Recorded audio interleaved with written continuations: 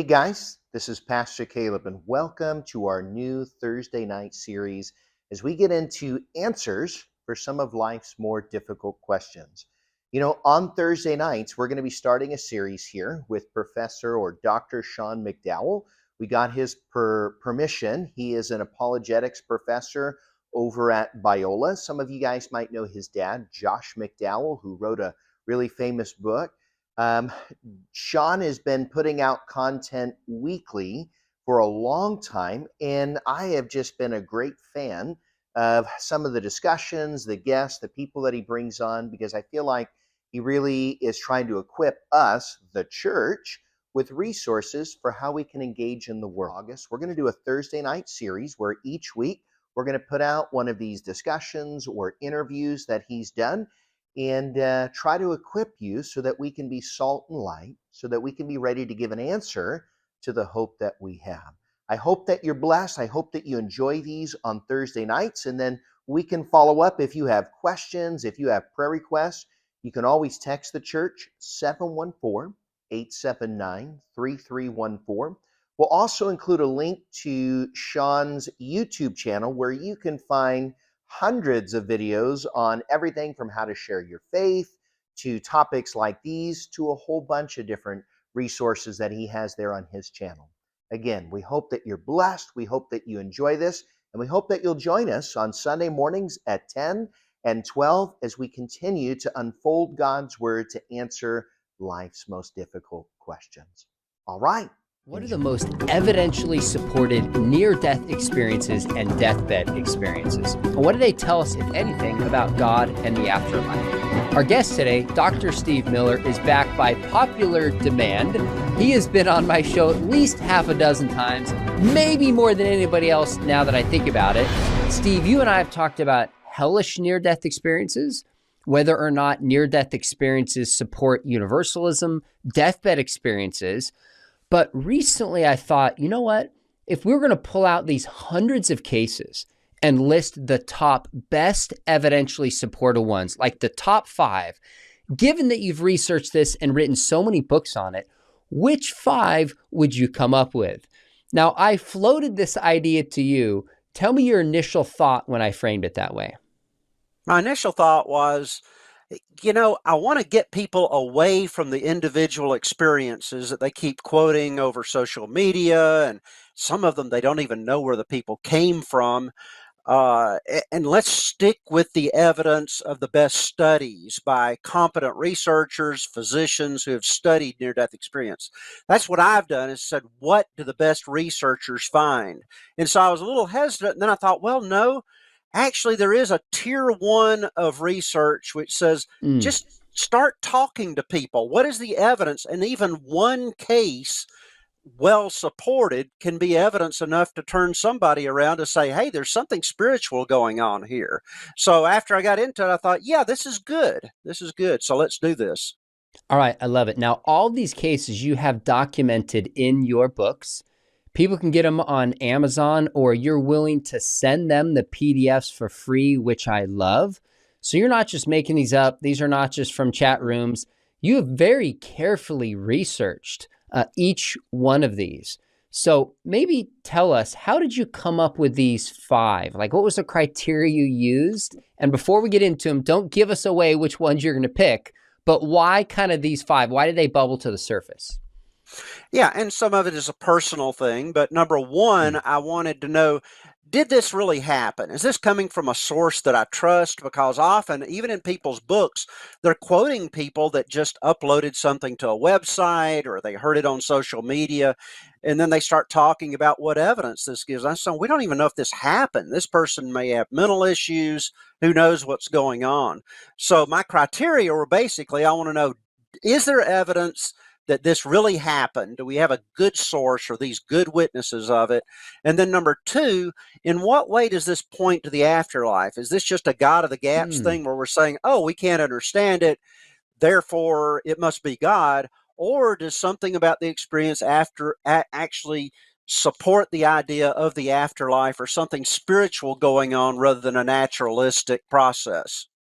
Okay, that's really helpful. So there might be some strongly supported cases where we trust the witness They report things that seem to be true, but they're not as significant about the afterlife, about maybe the character of God, as some of these may be. So we're leaning into those that not only are evidentially supported, but are informative about truth and the kind of universe that we live in. That's really interesting criteria. Now, last question. I know people are eager to hear, and I'm eager to hear you lay out your case for these. Remind us just again, what is a near-death experience, and how is it similar and or different from a deathbed experience? Well, in brief, a near-death experience, for example, someone will experience cardiac arrest, clinical death, where the cessation of heartbeat and breathing. They shouldn't be experiencing anything during this time consciously, but then they are revived and they come back with a story to tell about a super vivid experience they had during this time. That's a near-death experience. They almost had a final death, but they were brought back. In a deathbed experience, there are actually a series of different types of experiences people have surrounding their final death. So, for example, in a deathbed vision, they might see things on the other side right before they die, like angels coming to welcome them or deceased relatives. That would be a deathbed experience. And I should add, too, that these are 5. This is not hard to come. The hard thing is to narrow down which 5 I'm going to have. Gary Habermas has 2 very good articles, one in Blackwell Companion of Substance Dualism, very academic source, also in the first appendix of his first book on the resurrection that he published recently, and he documents over 300 near-death experiences that he thinks have strong evidence that they're more than something physical. So I'm just pulling 5 of them that have impact on me, and they're also kind of a variety of pack which have evidence going different directions as far as why I think they're evidential for spiritual realities. So the challenge was not how do I find 5? The challenge was how do I narrow down, because there's a plethora of so many are out there. And again, I just want to highlight, and by saying this, I'm not saying this means it's necessarily true, but there are neurosurgeons, there are doctors, there's philosophers, very careful thinkers assessing these from a range of worldviews in peer-reviewed journals. And I think of that 2017 or 2018 academic peer-reviewed book by, I think it was University of Missouri State, Yes. laying some of these cases out. This is not astrology we're talking about here, or just dream assessment in some Freudian sense. These are very carefully assessed. Now, with that said, people can make up their own minds. They can look these up. You will send them your book where you document these for free, which I think is remarkable. But with that said, let's jump in. Why don't we start with number 5 and then go to number 1? Now, as we're going down, is this your order, like they are better assessed, like number 1 when we get there? You think this is the top one, or not necessarily so? For me, they're getting a little more evidential, or I like something about the evidence. So Okay. further as we go along. So Fair enough, but they're all start. well supported. Okay, so this first one that you told me you wanted to discuss, I was familiar with it. I think it's interesting. I was surprised you picked it. It's Mark Twain's evidential deathbed experience. What on earth happened, and why did you pick that one?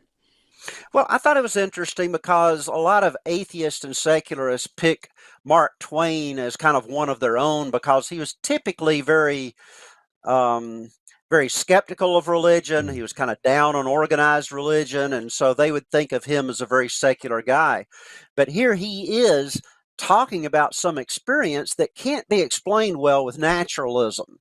So I thought it was good as an example of one that's coming not from a spiritual person, but somebody who's just telling it because it's one of the most remarkable things that happened in his life. Mm. I love that. All right, so tell us what happened with it. Tell us kind of the story of what he reported, how it affected him, how we know it's evidenced. To keep it quick and to actually make sure I get details right, some of this I will read, some of it I will just That's say great. personally. But Mark Twain, pen name for Samuel Clemens, wrote some of the best books of history that we all love and enjoy, very famous during his time. But during his riverboat days, when he helped on riverboats, his brother Henry was also working on a riverboat. They both went to go on a riverboat to New Orleans on the Pennsylvania was the name of it. And Mark Twain got into some kind of a scuffle with somebody and got thrown off the ship, and he couldn't go. So just his brother went. Well, that night, 11 o'clock in the evening, Henry left for the riverboat. That night, Mark Twain had an extraordinary dream. Now, somebody online says, oh, I don't think this really happened. I can't find it anywhere from Mark Twain, but I went to his autobiography. There it was. He dedicated a whole section to this. Interesting. Probably one of the top biographies of Mark Twain mentions it as well. So very well documented. So let's just allow him. These are his words. Okay. From his autobiography. He says, in the morning I woke. So this was the night after his brother left. Okay. And his brother was like 20 years old. You're not expecting him to die, right? So in the morning I woke and I had been dreaming. The dream was so vivid, so like reality that it deceived me and I thought it was real. In the dream, I had seen Henry a corpse. He lay in a metallic burial case. He was dressed in a suit of my clothing, and on his breast lay a great bouquet of flowers, mainly white roses, with a red rose in the center. The casket stood upon a couple of chairs. I dressed, moved toward the door, thinking I would go in there and look at it, but I changed my mind. So he went out. He got up. Mark Twain starts going, expecting that this is real. He thought it was something that really happened. He went into the room and saw there was no casket there and said, oh, good. It was just a dream, but it was so vivid and so specific. Well, the next day, or a few days later, just below Memphis, Tennessee, the boat's boiler exploded.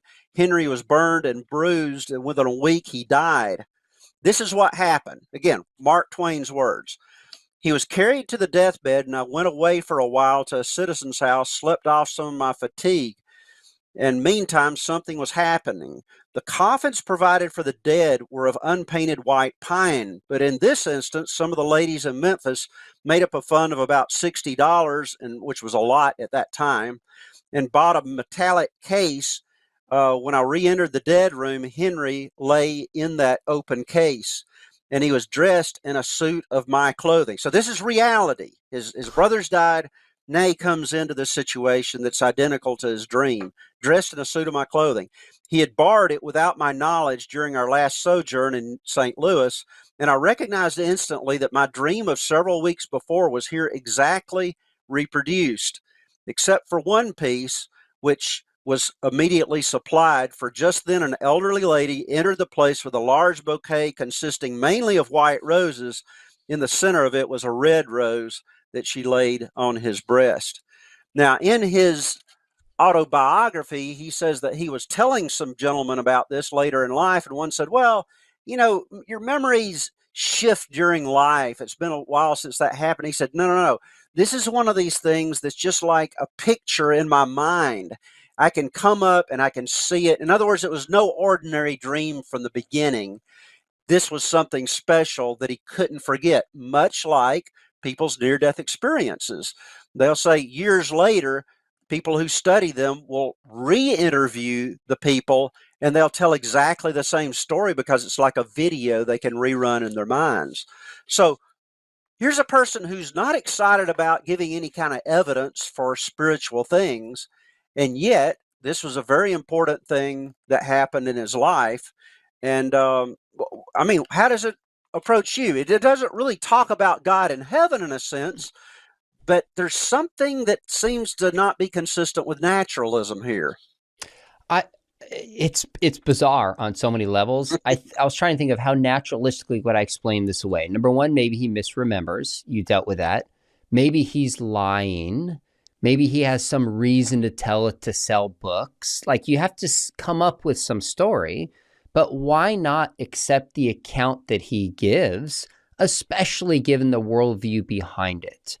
Now, the next question you and I have is, okay, if Mark Twain reports this, what does it mean?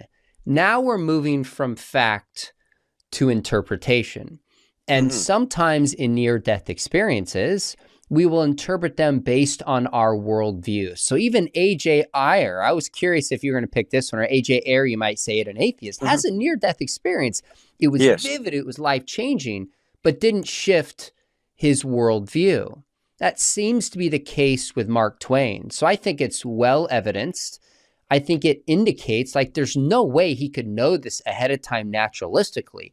Something supernatural was going on. I've heard you frame it this way, Steve, that these are like suggestions that there's more to reality than matter, that there's something or someone who knows the future and the past, that maybe life continues beyond the grave. I don't know that we can read more into it from this, but I think it's a fascinating case. Now, you sent me a little about this, which I thought was interesting. There was another evidentially near-death experience case, and this is before we get to number 4, that came from atheist skeptic Michael Shermer. Now, Michael Shermer, I had him on this show about 2 months ago. We debated 2 hours, God, morality, and the soul, and I've thought about having him back on to debate near-death experiences. So if you're watching this and you want that show, comment below. Maybe we would do that. He's probably open to it. I like him a lot. But he had an article in Scientific American titled Infrequencies, where he admitted to an experience that he would have dismissed or disbelieved had it been reported to someone else. After his wedding, his wife was sad, regretting that her deceased grandfather was not able to share in their wedding. When his old broken radio, which they had never been able to repair, started playing love songs. The odds of the old radio from Germany suddenly reviving at precisely the moment she needed it, being set precisely to a station playing love songs, is quite extraordinary, Shermer concedes. You'd figure the odds to be something close to 1 in a million, or whatever the odds are. I don't know how you tabulate that. There's these type of experiences that are common, that don't prove God, but can't be explained as coincidence or lying, especially when it comes from Mark Twain, A.J. Ayer, or Michael Shermer. Your thoughts on that one, or anything else on the Mark Twain one before we move to number 4? Yes, I think Shermer's wife said it well, right? When that happened, she said, it's my grandfather. There's my grandfather, because she was regretting that her grandfather was not able to be there at their wedding. And boom, what are the odds that it would happen right at that moment when she's having that regret? And yet he had no explanation for it. Now, his explanation basically is when he gets to read that book in Frequencies, if you're out there, read the article. It was in Scientific American. It's available online. And basically he says, well, this shook me to the core originally. Now, later he says, well, there are billions of people in the world. Weird things happen. It could just be one out of those billion things. And that's what he does basically with the, with this experience that we just talked about with Mark Twain. He says, okay, well, yeah, he accepts that it happened. Worley, another atheist, accepts that this happened to Mark Twain, but they just say, oh, well, it's 1 in a billion, of things, and weird things happen. But that argument falls apart when you start saying, now, wait a minute, this isn't the only one that happened. It's not just that this happened to you. In fact, my wife, after I began studying these things, she said, did I ever tell you about when I had a vivid dream about my grandmother dying when she wasn't even ill? And then a few months later, she, sure enough, died. The next month, she was diagnosed with an incurable breast cancer. Then she died. And she said, when I walked into that funeral, it was just like I'd foreseen it. And I thought, this is my wife. I trust her. And then, so these experiences are actually quite common. And of course, the British survey that Dr. Sidgwick and others did from Cambridge University, they actually studied 17,000 people, interviewed them, and found that 10%, maybe 4 to 5% of them had experiences of crisis apparitions, where they saw someone who had died that they had no idea had died. And that would reinforce that this is not just kind of 1 out of a billion thing, but it's happening normally to people all the time. You ready for number 4? Now let's do it. This one is interesting. We're shifting from kind of a skeptic to an evidentially supported near-death experience now, not a deathbed experience, of a child, but it's reported by her physician. Tell us what happened. Yeah. So this is Melvin Morse, is a pediatric, academically oriented pediatrician who worked in emergency rooms. And so he was kind of agnostic at the time. So again, you've got a person who's not, these are not evangelicals trying to support their faith, sort of agnostic, researcher guy. And somebody was brought into the hospital room, into the emergency room. And he said, as I stood over Katie's lifeless body in the intensive care unit, I wondered if she could be saved. And basically, she had been found face down in a YMCA swimming pool. Nobody knew what had happened. But when she came in, she was out of it. I mean, they did get her heartbeat started, but she was just totally unconscious, no gag reflex. Artificial lung machine was breathing for her. She was, in the words of the other physicians there, she was just a train wreck. 10% chance maybe of surviving. Wow. But then suddenly she recovered. And within a few days, he was able to actually go back and talk to her. So one of the things he wanted to know, and again, this is a good academic. This is a person who I've read at least one of his peer-reviewed articles, and he's the kind that documents things meticulously. So he's talking to her, and he wants to know what happened. It's important for a physician to know, did she hit her head on the bottom, by diving, or did somebody keep her under, or what happened? And so he asked her, he said, what happened? And she said, oh, do you mean when I saw my Heavenly Father? And he said, well, that's a good place to start. Why don't you tell me about that? And she says, she said, I met Jesus. This is a little child. I met Jesus and the Heavenly Father. And he said, maybe it was the shocked look on my face or her shyness, but that's kind of all she would talk about that day. So he came back a couple of days later and said, well, let's talk about this some more, about what happened. She remembered nothing about the drowning itself. Her first memory was of darkness and feeling that she was so heavy she couldn't move. Then a tunnel opened, and through that tunnel came Elizabeth. Elizabeth was tall and nice, bright golden hair. She accompanied Katie up to the tunnel where she saw her late grandfather and met several other people. Among her friends were two boys named Andy and Mark, who played with her and introduced her to many people. At one point, she was given a glimpse of her home. One of her brothers was playing with a G.I. Joe, pushing him around. Think of how specific this is, It's much like the detailed. Mark Twain. This is detail. Okay, he wasn't playing with something else, cars or Matchbox cars or whatever. It's G.I. Joe, pushing him around the room in a Jeep. One of his sisters was combing the hair of a Barbie doll, singing a popular rock song. She drifted into the kitchen and saw her mother preparing a meal of roast chicken and rice. Then she looked into the living room and saw her father sitting on the couch staring quietly ahead. Later, when Katie mentioned this to her parents, she shocked them with her vivid details, and they confirmed that that's what was cooking. That's what everybody was doing in the house. Yet this was far away. Katie was in the hospital lying there, right? Finally, Elizabeth, who seemed to be a guardian angel to Katie, took her to meet the Heavenly Father and Jesus. The Heavenly Father asked if she wanted to go home. She cried. She said she wanted to stay with him. Now, this is counterintuitive. You've got a child who wants to be with their toys, with their dolls, with their parents. She is so comfortable in this heavenly home that she wants to stay. Then Jesus said, well, don't you want to see your mother again? And she said, yes. And at that point, she awoke. So Morse, like a good researcher, he interviews the parents.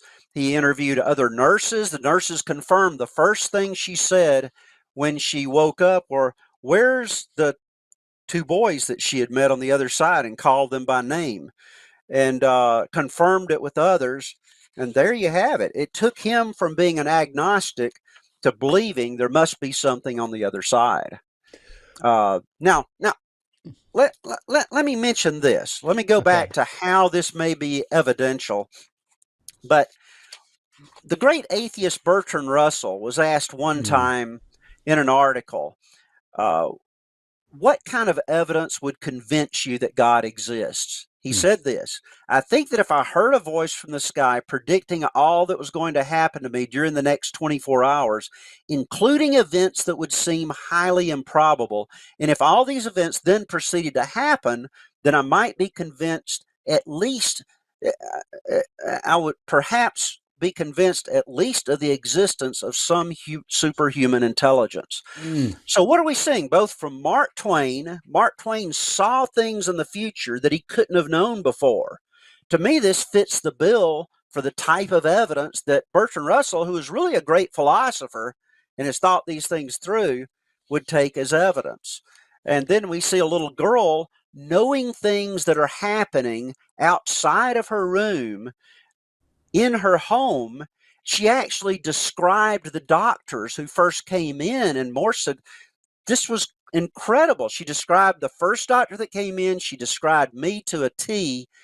How could this have happened?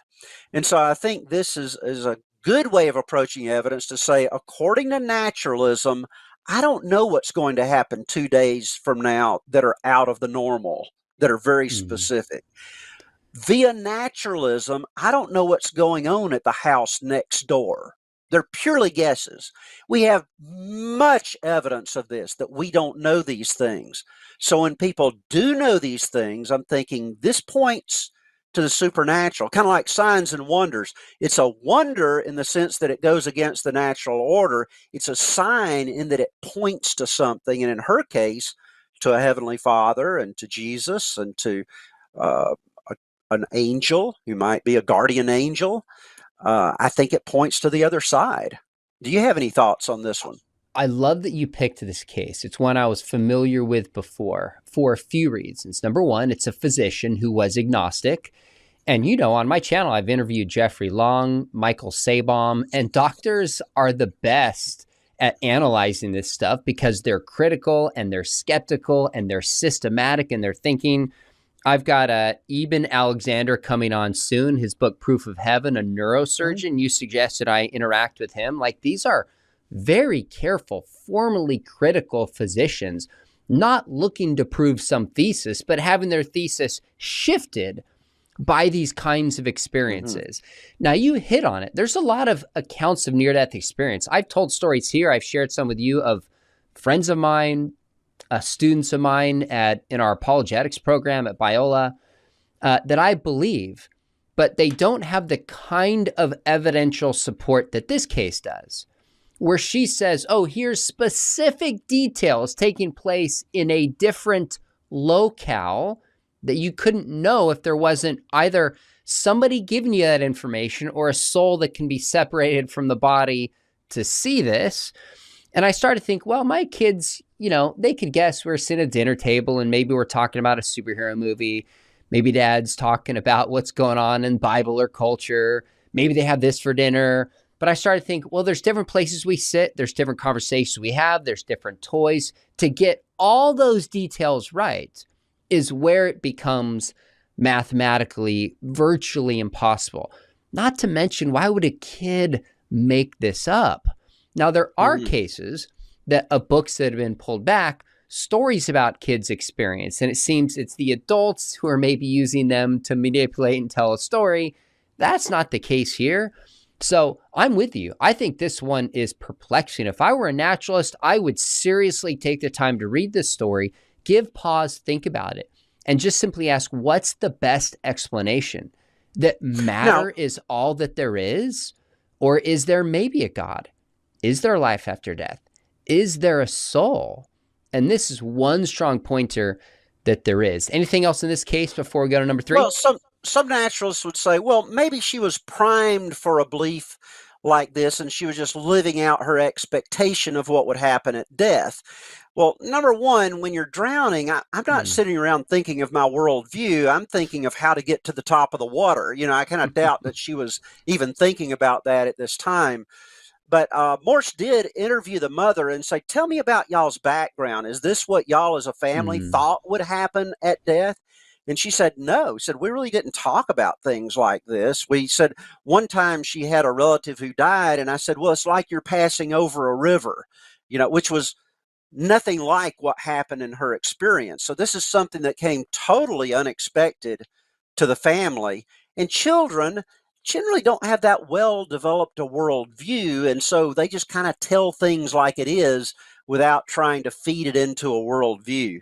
So to me, and if you go past this, there are people. Angela Ethier has done a PhD dissertation in nursing where she talked to parents about their children's deaths. And I should mention also, so this is not just, again, just a one-off, one out of a billion thing. We've got research of many cases. I like this little book, A Window to Heaven by Diane Comp. She was an academic pediatrician, pediatric oncologist who taught at Yale. And she was an agnostic or atheist, more atheist existentialist is the way she would describe herself, until she started working with children and seeing things that happen to them spiritually like this at death. Little book. If you're not interested in reading a lot, it's very well written, and you can get it for probably 99 cents on Amazon. So your point I want to emphasize before we move on about staying calm amidst something like drowning is really intriguing to me, because these near-death experiences sometimes are planes that are crashing, somebody is drowning, struggling for life, somebody's having a heart attack. I mean, unless you are trained in the most elite special forces like the Navy SEALs or something, where you stay calm under pressure, it's the opposite of human nature to have clarity of thought, calmness of reasoning. It just defies everything we know about human nature. And to me, is just one other hint that suggests something else may be going on here. This is not just a dream that somebody had for other reasons we could get into.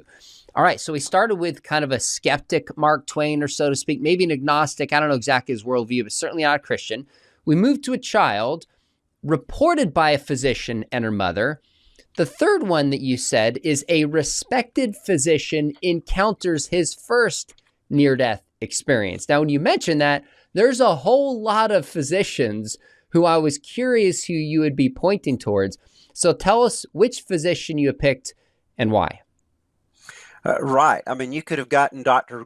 Bruce Grayson on this with his first experience, which shattered his worldview. You could look at Pim van Lommel, who did a great study in the Netherlands on this, his first experience. This one was interesting to me because, number one, it's recent. Number two, it came in the context of a New York Academy of Sciences event. This is not where you expect to hear stories like this, and where a lot of physicians would hesitate to even talk about experiences like this because they're afraid of ruining their reputation. But this was, you can look it up. I don't think you can find it searching as much on YouTube as you would just Google, because it's a video that's on their website. I believe it's on the New York Academy of Sciences website. It was 2019. Moderated, this was a panel moderated by Sam Parnia, who has an MD and PhD degree, Associate Professor of Department of Medicine, New York University. He's all into critical care, and he's interviewing a panel of people. Within that panel is Dr. Tom Ofterheide, who's a professor of emergency medicine and director of the Resuscitation Research Center of the Medical College of Wisconsin. Now, they're dealing with multiple issues of how do you tell when somebody's really dead and they're past being able to be resuscitated? What's the latest technology we have to resuscitate people? They're dealing with all these issues. And then all of a sudden, Sam Parnia says, well, tell me about these weird experiences that happen around death. And Dr. Ofterheide says, let me tell you about one that happened right at the beginning of my career. He was like an intern. He was in a hospital. The head physician had said, I'll be with you. I've got your back if anything really weird happens. But hey, I'm going to bed down here, and you do your rounds. Well, he was a little disappointed that the guy wasn't with him, but surely nothing special would happen. Well, sure enough, the worst happened. All the alarms go off. Someone's heart is stopped. They're all called in to resuscitate. The nurses rush down. He rushes in, and they get the man resuscitated. But after they get him resuscitated, his heart stops again, and they have to re-resuscitate him, and then his heart stops again. He's not becoming fully conscious. They're just getting his heart stopped. Well, eventually, all the others left Mm. Dr. Ofterhide in the room, and so, well, you just keep resuscitating him. I mean, this guy's not going to make it, obviously, but he did make it. So Dr. Mm. Ofterhide comes by the guy's room to see him, and finally, and becomes kind of his physician. Well, before the guy's dismissed, he said, Dr. Offerhead, I want to talk to you a minute about what happened that night. Mm. He said, here are the things I remember. Number one, I remember you going out into the hallway. This is the night when he's unconscious, right? His eyes are not open. And he says, Dr. Offerhead, here's what you went out and talked to my family in another room. And to be honest, you were not very positive about me. Number two, in the middle of the night, you ate my lunch. And Ofterhide said, well, I mean, this guy wasn't going to eat it. There was this lunch sitting there. And he said, you ate my lunch. But he said, thirdly, and he said, there you were feeling sorry for yourself because the main physician had not accompanied you on your rounds that night. Now, Dr. Ofterhide said, I started thinking about that. Now, I could think of, okay, maybe somebody told him at some point what was being talked about in another room. Maybe he came just a little bit conscious and actually saw me eating his food. These are kind of way out. Yeah. Maybe it could happen. But how did he know my thoughts? I never said those out loud. Mm. He said, that's what made me realize there was something special about this. Now, to me, when you hear a guy who's a research physician who's got no reason to be up there lying. I've never seen any book by him on this or trying to get on YouTube and get hits from people, people coming in and subscribe to his channel.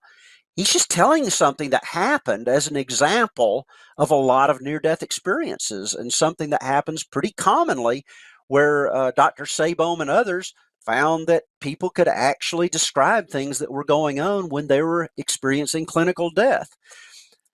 He shares this, and I think that's pretty powerful, coming from a respected physician at a secular scientific conference. And he gives me some things that have happened that he says, I just can't imagine how this could have happened naturalistically. It seems to point to something on the other side. What do you think of that? So a couple of things come to mind. Number one, you said he has no known reason to lie. I think he has good reason to not share this story. Yes. I think Sabom and Long and others, if I remember correctly, have said they've taken some criticism, taken some heat. Some people think they're crazy in academic circles for sharing this. So one reason why I tend to give credibility to these kind of testimonies, including what you said, not selling a book, not building a channel. And by the way, hopefully people know that I have no problem building the channel. I believe in what I do, but it's not like he's trying to get something personal out of it or has just some agenda behind it. It would be easiest for him to just say nothing. Yes. So that gives more credibility. That's the safest thing to do in his position. And it makes me wonder how many other physicians and other people don't share these things because they don't want to be called out professionally. They don't want their aunts and uncle and friend to think they're crazy. They don't want social media to cancel them. I suspect there's a lot more of these than people even share. And so when you shared the story, you said that, I think the doctor said to the fellow these words. He said, just simply, tell me more. Those words, when I first read your book, it's probably, 6-8 years ago or so, I really thought near-death experiences, I just thought, I don't buy it. I'm an apologist, but I'm not convinced. I was really surprised by the evidence. And so last week, very surprised. Just last week, someone mentioned a deathbed experience kind of thing. And I said, tell me more about that. And if you're listening for it, there's people all over the place. So even if somebody said these were all false, it is a common belief and experience that humans think they are having today. And we should minimally be talking about it, hearing people out. But this case you gave is well evidenced, shifts the worldview of a physician. Pretty powerful stuff. Anything else on this one? Yeah, I just say somebody else's top most convincing near-death or deathbed experience is going to be somebody that comes from your circles of trust, like your family. Because I was just shocked, as you were, that when I started telling people this is what I'm studying, that I start getting these stories from people I trust, like my wife, like others around me that I had no idea had these, and they're evidential as well. In fact, I heard Gary Habermas speak on the resurrection, a C.S. Lewis event in the Atlanta area, and I just was saying hi to people, and somebody said, "Oh, this guy just read your book and is real interested in near-death experiences. Let you talk to him."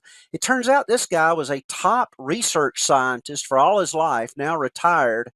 He shared with me a near-death experience of his atheist dad, who was no longer an atheist after he had his experience. But he said he just kind of dismissed it as a child when he heard it as, oh, he had a hallucination. But then when he saw one in his own practice, and it was exactly the same experience going to the other side. But you know what? He never told anybody. He didn't tell I think he said, and he's retired now. This happened way earlier, like in the 1970s, when he saw his last near-death experience. He said, I never told anybody because I was afraid in my profession, being a research scientist, that people would label me as a crazy. So there's no reason for him to be telling me this story. And then I was out in Houston at the top probably cancer center in the world. I was there 2 weeks ago. So my brother's recovering from a bone marrow transplant, having a lot of side effects. Please pray, if you're in the listening audience, for my brother Richard. But we talked to a nurse who was working with him, and Richard said, "Oh, let me tell you what my brother's studying, because you said you used to be an emergency nurse. And do you have any experiences like that?" She said, "Yes, there was a child who was severely burned. Her heart had stopped. We were starting the resuscitation, and then I saw her spirit come out of her body." And she said it was not a charged spirit. It was a perfect spirit lifting up. And she saw a bright, like heavenly light. And she said, it just gives me chills down my spine, to think about it. And And the other person I talked to, the research physician, said it caused the hair to stand up on his arms.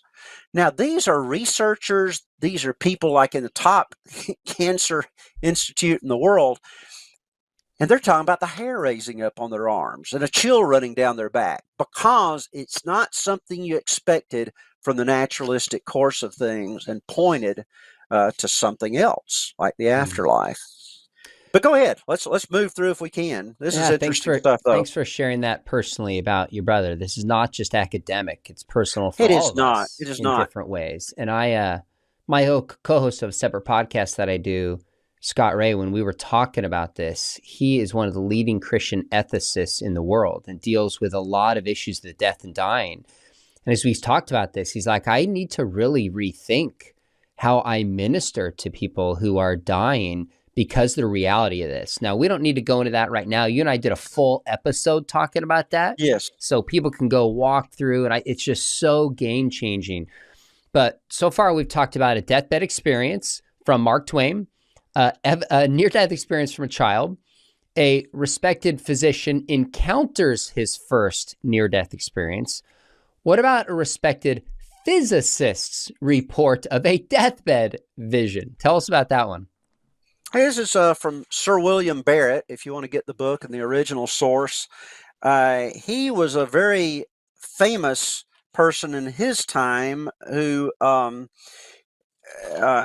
Sir William Barrett, he was knighted because of his scientific accomplishments, taught at a very well-respected school. His wife was a physician, and his wife came home one day and said, "You've got to hear about this patient I had. She was dying in childbirth, and the most remarkable thing happened.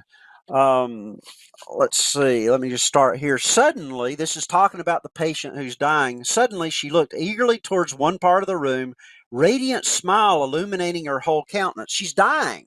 Okay? Mm. She's dying. She's about to lose her husband, her child that's just born, all these things.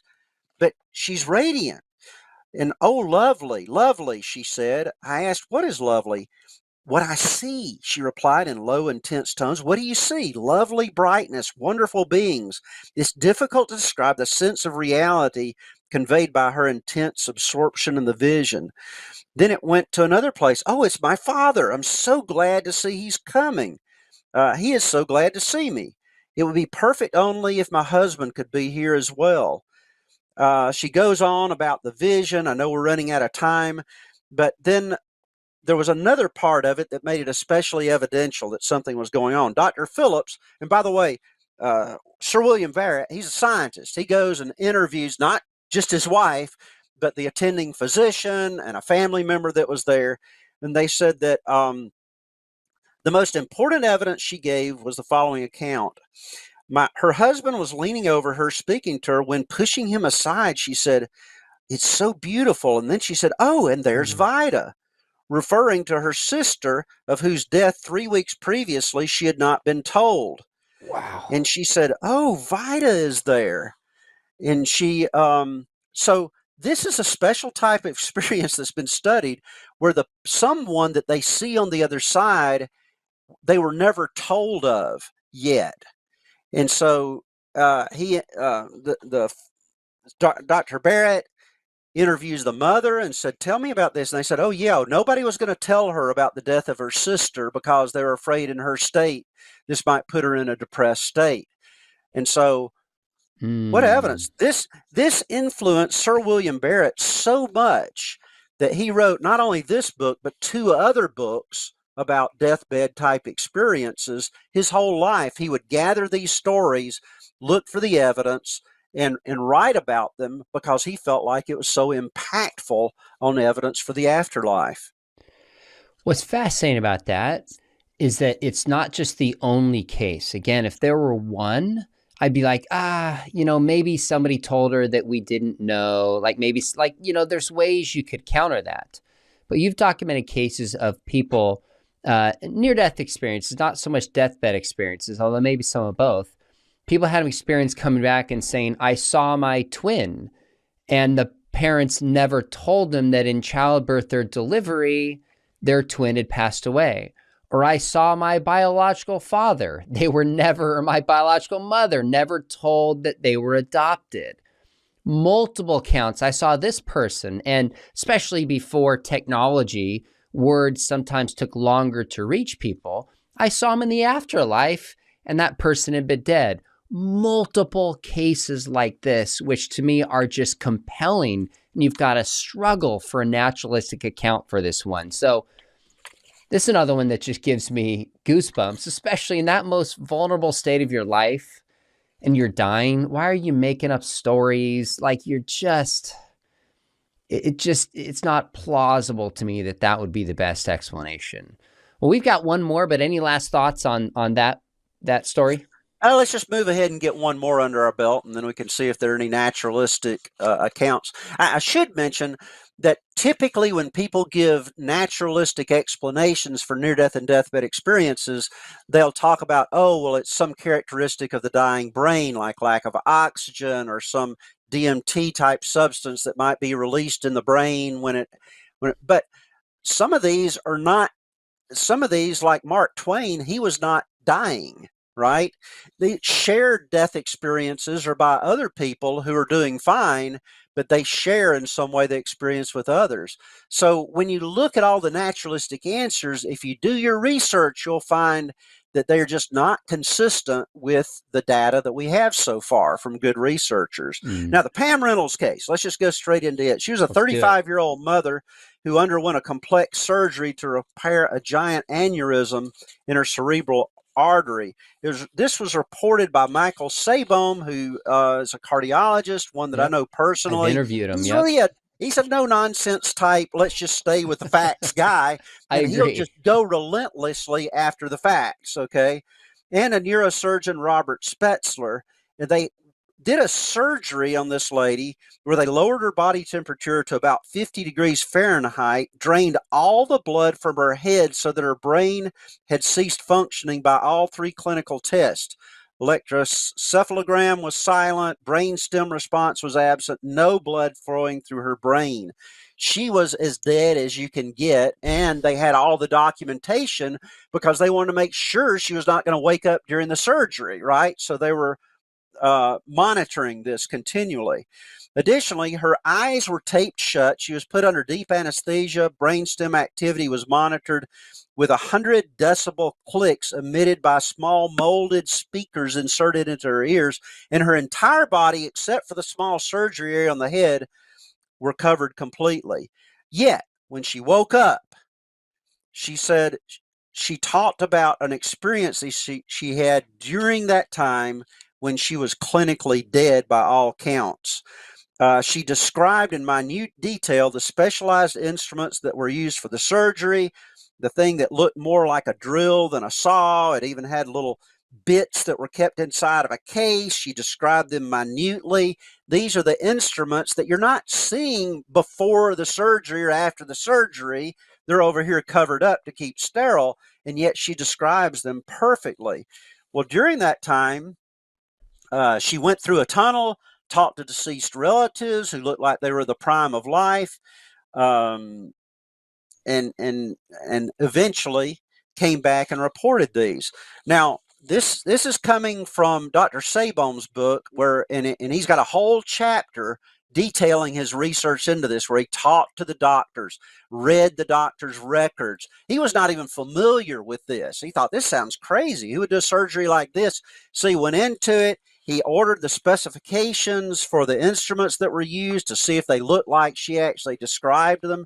It's just a remarkable case that you can't explain away by saying, oh, well, she may have had the experience before or after the clinical death and just read it back into it.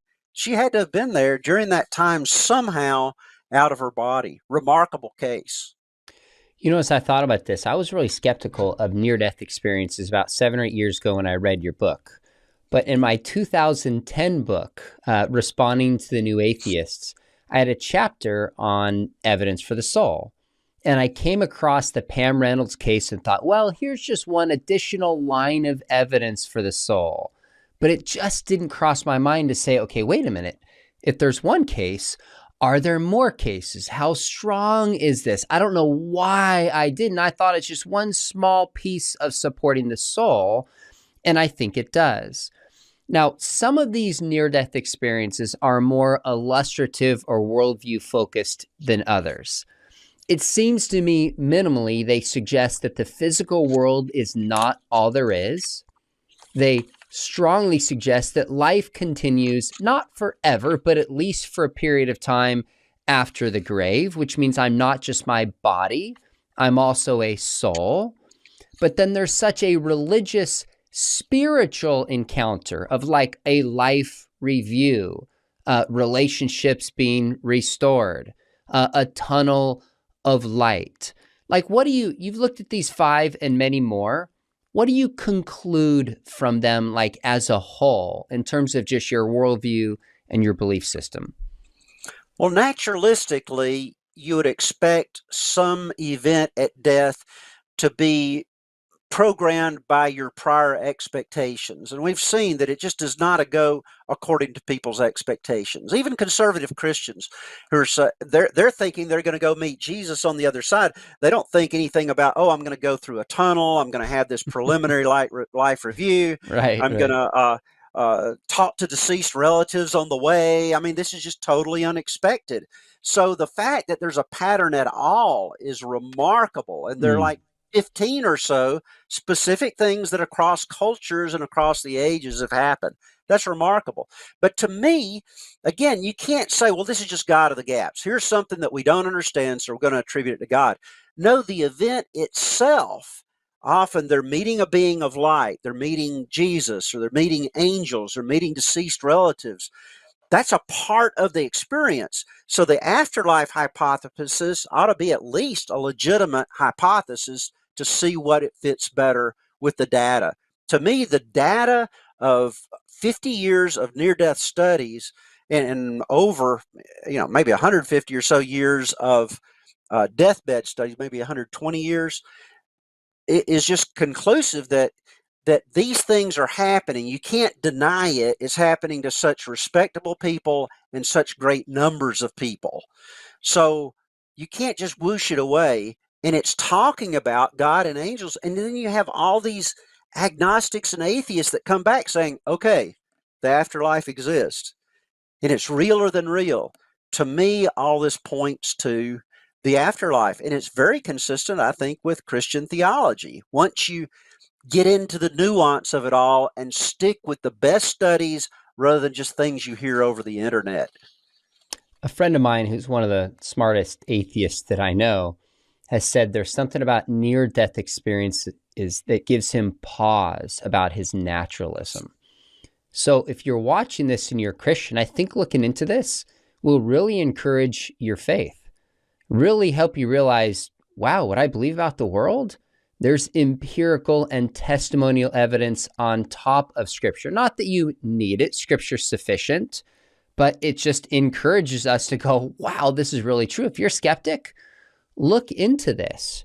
Now, you and I we've done shows, like I mentioned, on does this point towards universalism, and do Hindus see Krishna and Muslims see Muhammad? It turns out that really is far more consistent with Christianity and the number of times people see Jesus than other worldviews. But we talk about that elsewhere. You and I talk about hellish near-death experiences, the evidence for deathbed experiences.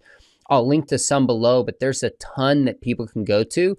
I'd say keep exploring it. Have an open mind.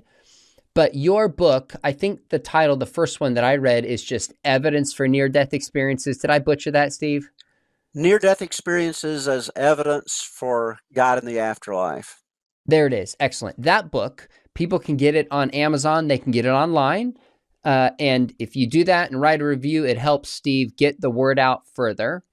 But for those who go, I just don't have the funds right now, or I can't buy another book, you will email them the PDFs of your books if they just contact you. Now, I don't know how much you want to put it out there. Some of your views, your interviews with me have gotten hundreds of thousands. What's the best way for them to contact you where you don't get overwhelmed? To differentiate me from the Steve Miller Band, I'm J. Steve Miller, the letter J, Steve Miller at gmail.com. I'm not in this for the money. I'm just fascinated. And if you've got legitimate questions, ask under this video. Really looking at the other 5 videos would catch you up on a lot of the research that's been done. And you could actually read a lot of the comments where I try to answer people's questions. I'm a little bit behind on that, but I try to do that. So that would be good for people who are more listeners than readers. All my books are on Amazon. But again, want a PDF? I'll send it to you free. Can I mention one other thing? One more thing. Yep. I just think that what this has done for me in my spiritual life, I've been a doubter, questioner, gone through ups and downs of doubts. This has solidified me in my faith, this afterlife apologetics, near-death and deathbed experiences, more than anything. I just really don't have any doubts anymore for the first time in my life. To me, it's like signs and wonders in the Bible, which I mentioned earlier in this interview. These are wonders in the sense that they're just things that astound you, as we've mentioned in this, that make the chills run down your spine. That'll take a doctor, researcher all his life, and then the hairs raise up on his arms. That's the idea I get of the biblical word for wonder. It's something that's astounding, but then it's a pointer in that it points to something. And these people who experience them or study them all of a sudden begin taking the afterlife and God seriously, because to me, the data very strongly points to something more than this life and actually God and the afterlife. So I just encourage people, study this. And we've lost a sense of wonder, I think, sometimes in our churches and our Christian walk. Paul said the kingdom of God is not just about words, but it's about power. And to me, this has really given me the sense of wonder that I feel like I've lacked in my spiritual walk. I feel the same, and I don't know if I would have gotten there without your research, the books that you've written. So I want to thank you personally for that and encourage others to pick up your books, email you for them, look at the other interviews we've had, maybe some you've done elsewhere. Skeptic or believer, this is worth your time looking into. It's not only interesting, there's some facts there that suggest maybe the world as we see it is not all there is. Now, if you're watching this and you think, wait a minute, why didn't you put this near-death experience in the top 5? Tell us which one you think we should have put and why. Maybe we'll come back to this, and we'd be really curious to see which ones you think are well evidenced. That would help us in the future as well.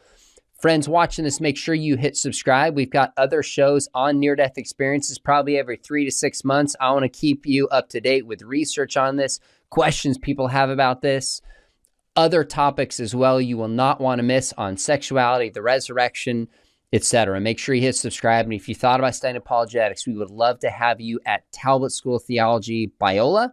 Would love to have you in class. We have a distance program and an on-site program. Information is below. If you're not ready for a PhD, we have a certificate program where we'll kind of walk you through a little bit more formal training you can do at a distance. And we're in the process of updating all that right now. Big discount code below.